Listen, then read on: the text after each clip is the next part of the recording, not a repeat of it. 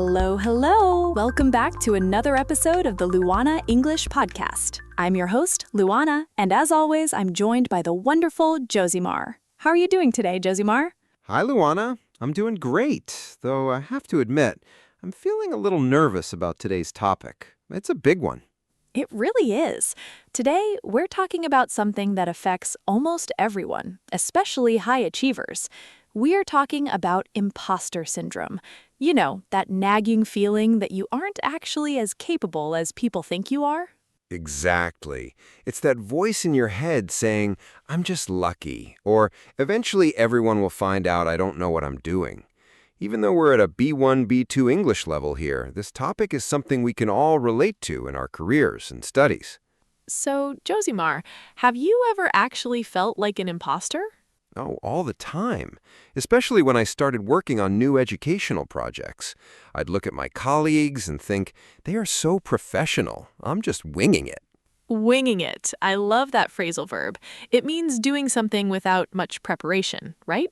Precisely. But the funny thing is, I had prepared. I had the degree, the experience, but I still felt like a fraud. What about you? Definitely. When we started this podcast, I kept thinking, who am I to teach English? There are millions of teachers out there. I was downplaying my own success. I focused on my mistakes instead of how many people we were actually helping. That's a classic symptom. Psychologists say people with imposter syndrome often chalk up their success to luck. They think they were just in the right place at the right time. That's so true. It's like we have a filter that lets in all the criticism but blocks out all the praise. Why do you think high achievers feel this way more than others? Well, the more you know, the more you realize you don't know. It's a paradox. When you strive for excellence, you're more aware of the gaps in your knowledge. And social media doesn't help. We see everyone else's highlight reel, their best moments, and we compare it to our behind the scenes, which is often messy. Exactly. We need to remember that feeling incompetent isn't the same as being incompetent. Let's dive a bit deeper into the language we're using. I noticed we've used some great expressions today. Josimar, can we look at the grammar behind I kept thinking? Great catch. Keep plus verb ing is essential for B1 learners. It describes a repetitive action or a continuous state. For example, he keeps doubting himself. It's much more natural than saying he doubts himself again and again. Perfect. And what about the cultural nuance of the word fraud? Usually, a fraud is a criminal who steals money, right? In a legal sense, yes, but in the context of imposter syndrome, we use it metaphorically.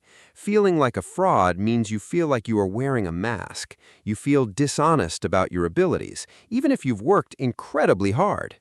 That's a powerful distinction. One more thing, I used the term highlight reel. This is a very common modern idiom. It comes from sports, where they show only the goals or the best plays.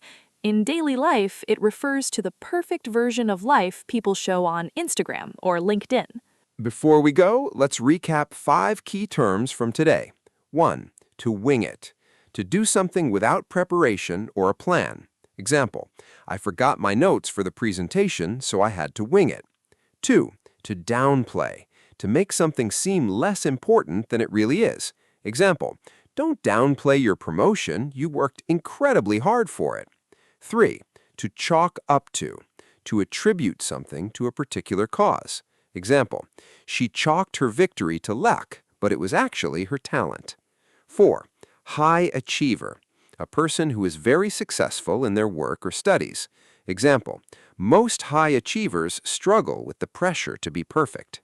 5. Nagging, something, like a feeling or a pain, that is persistent and annoying. Example, I have a nagging feeling that I forgot to lock the front door.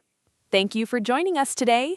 If you've ever felt like an imposter, just remember you're not alone and you definitely aren't a fraud. Your homework for today, try to use one of our 5 vocabulary words in a sentence in the comments or in your journal. Don't forget to subscribe to the Luana English Podcast. Keep practicing, keep learning, and we'll see you in the next episode. Goodbye, everyone.